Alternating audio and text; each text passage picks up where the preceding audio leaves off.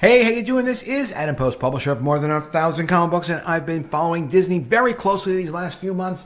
There's a lot of problems over at Disney. They're certainly in a panic. Bob Iger is in a situation that he created. If it wasn't for the fact that Bob Iger destroyed Marvel and Bob Iger destroyed Star Wars and Indiana Jones, I would feel badly for this guy. But at this point, I'm very happy to see him being held accountable and having to deal with the mess that he created. Now even the Financial Times is saying Iger is stuck. Disney chief debates future of Hulu and ESPN. Selling off streaming service or sports network would sharpen focus on superbrands such as Marvel and Star Wars. Sure, they would slim the company down, and this is a very interesting article. But what, of course, this article does not mention is that the brands Marvel and Star Wars are not what they used to be. They're not super brands. They are brands in decline. And it's Bob Iger's fault for allowing people to run absolutely wild with the brands and do whatever they wanted to do. He had Ike Perlmutter telling him, look, we can't play ideological games with the Marvel franchise. It doesn't mean we can't have a black character. It doesn't mean we can't have a female superhero.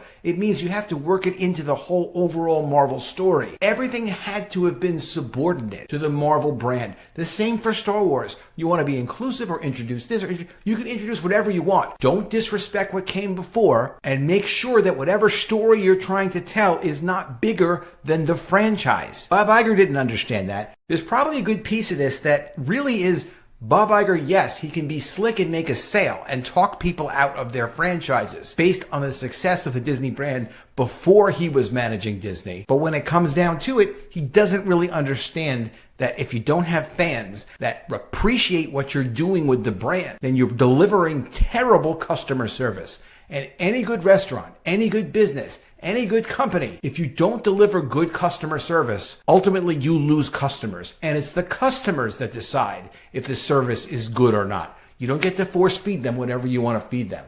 Here's the status of where Disney is at right now. Disney Plus cancels Willow after one season. The highly anticipated return of Warwick Davis fizzled with fans and won't be moving forward.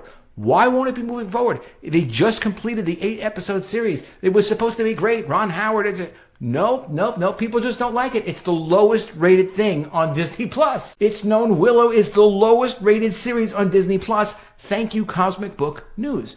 With the fans not liking the series as the Rotten Tomatoes audience score dropped to a low of 27%, and the show has only had a dismal 5.6 rating on IMDb. Only 481,000 households watched the first 2 episodes of Willow in its first 5 days of release, which is lower than the million or more plus that the Star Wars and some of the Marvel shows normally average. And those shows aren't even doing all that well. The news comes from Deadline, who said the cancellation comes amid Lucasfilm reassessing its film slate. As Disney's CEO Bob Iger recently said, Disney is taking a careful look at the Star Wars and Marvel brands. Why was Willow bad? Well, Willow followed the popular 1988 movie and featured the highly anticipated return of Warwick Davis as the titular character. However, the series is nowhere near as good and doesn't do the original movie any justice. The story follows an LGBTQ princess who is set to get married to a loser prince, wherein her twin brother, the best swordsman in the realm, gets kidnapped. And a band of weak misfits who aren't even capable of much of anything, let alone battle, is off to save him. The best fighter, the most seasoned veteran of the bunch, the male knight, also gets killed off right away. Yeah, of course, that sounds like a recipe for success. Who wants to watch that? Warwick Davis also said he was inspired by The Last Jedi, another project that is disastrous and disrespected the original, so we see Willow went down the tubes just like that flick. Of course, Bob Iger is now trying to say that the problem with Star Wars and Marvel is they've been overexposed. There have been just too many of these episodes, too many of these films, and that's hurt the brands. But as we all know, it's not the problem with quantity, it's the problem with quality. The Mandalorian Season 3 is giving Disney Plus another loss. Now, it's not that nobody watched The Mandalorian Season 3. The problem with the brand is that it's not living up to its expectations. Again, Lucasfilm, Kathleen Kennedy. Interest might be waning in The Mandalorian and Baby Yoda as it's learned that Season 3's premiere didn't hold up well for Disney+. The episode also happens to be the lowest rated on Rotten Tomatoes and IMDb, which features these goofy space pirates and the Pirate King in Episode 2, and wasn't much better as not much is going on, and it's just more of the same featuring goofy-looking creatures. They seem to love Goofy. Basically, the Book of Boba Fett, which didn't even do that well, is doing better than The Mandalorian. That's the status of the Star Wars franchise. But let's look at the Marvel franchise. Fans say this: every time he talks, I lose more faith. Fans convinced MCU is doomed after Avengers 5 writer Jeff Loveness reveals he doesn't care about MCU phases, says, quote, "We've got a plan." Well, you can't just come on board to Marvel and say you don't care about the phases. When we refer to the phases at Marvel, we talk about what went right and what went wrong with Marvel. It's supposed to be very important to the overall continuity and the direction of all of the stories of the entire group of characters built on top of other phases. It's actually very important. This is Kevin Feige's fault and then ultimately Bob Iger's fault. This should not even be possible that you could be a writer sitting in an interview and make a comment that ridiculous. Why? Because as these fans are saying, they're losing any kind of confidence that this is the Marvel they could even hope or dream or make excuses for that maybe it could be kind of good. Jeff Loveness actually said in an interview that he was planning his writing around performances that Kang star Jonathan Majors felt he wanted to give. Jonathan Majors' performance has been decent. He's okay. He's not like some sort of a genius. He's fine. But you can't actually plan the writing and stories around performances that Jonathan Majors feels like giving.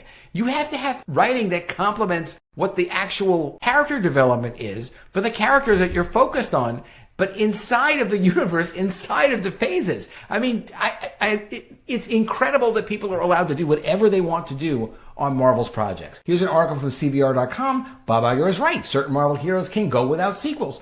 Well, sure. Why would you do sequels? The only reason to do sequels is to do more character development for a character that's been very successful. Why have we seen multiple Spider-Man sequels? Why are we probably going to see another 5, 10, 25, 50 Spider-Man sequels in our lifetimes? Because it's a very successful character, because you always see like character growth. You always see the core of what Spider-Man is represented within the movie. Some movies are better than others, but there's interest in the character. You should only do more sequels if there's interest in the character, but you certainly shouldn't take that character and use it inappropriately by not delivering on character growth, like they did with Ant-Man and the Wasp: Quantumania. Of course, that sequel should have never existed, and it only existed to introduce Kang. Terrible, terrible use of having control of the franchise, and what I would call terrible customer service to Marvel fans. Bob Iger does want to have more sequels for Zootopia, Frozen, and Toy Story, and why not? They made money, so make sequels. But okay, obviously they need to honor whatever you expect from each of the franchises. That's what they're supposed to be doing.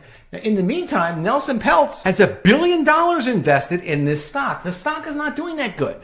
It's at $93.10. Well, Nelson Peltz, this is a recent report from February 15th. He's the guy that was the activist investor that pushed Disney to lay off these 7,000 people and to reorganize themselves into these 3 separate divisions. Basically, they're doing at Disney in this reorganization everything that Nelson Peltz asked them to do. But Nelson Peltz, according to their financial reports, bought his Disney stock at between $84 and $107. So there are problems because these billionaire investors are not really actually making the money that they think they need to make. In the meantime, Bob Iger is trapped about what should he do with Hulu, what should he do with ESPN. From the Financial Times, since Bob Iger's second term as Disney's chief executive started in November, some of America's most prominent media executives have offered him advice on how to turn around the world's largest entertainment group. One topic has dominated the conversations: what to do with Hulu, the popular but complicated streaming service in which Disney owns a majority stake. The executives have counseled selling the platform, according to people familiar with the conversations, with some also suggesting Iger spin off ESPN, a profitable but declining piece of the Disney kingdom. Rumors surrounding the streaming service and the sports network assets potentially worth $40 billion get to the heart of a larger question. As Hollywood enters a more mature phase of the streaming era, what kind of company should Disney be? See, so Disney has an identity crisis. They don't even know what they are supposed to be at this point. Iger, who stepped down as chief executive in 2020, weeks before the coronavirus pandemic struck the U.S., has returned to a bleaker era in Hollywood. Rising interest rates have a sobering effect on the streaming boom. Now speculation is rife about whether Iger, who defined modern Disney through deal-making, will seek another big transaction to cement his legacy. Selling off Hulu, ESPN, or both would slim Disney down, placing a sharper focus on its family-friendly super brands such as Marvel and Star Wars. This is funny that people still refer to Disney as a family-friendly company. Let me know if you think Disney is a family-friendly company or if you would trust your family around Disney's products with or without parental supervision. Most people in my comments say absolutely no. Rich Greenfield, partner at research group Lightshed, said the signs pointed to a retrenching of Disney back to its roots, and that it feels like something is about to happen. Hulu's ownership structure has a set timer on the decision. Disney owns 2/3 of the business, with rival Comcast holding the remainder, and the companies in 2019 agreed that either side could force a transaction starting in January of 2024. Comcast can put the stake to Disney, or Disney can call the stake from Comcast.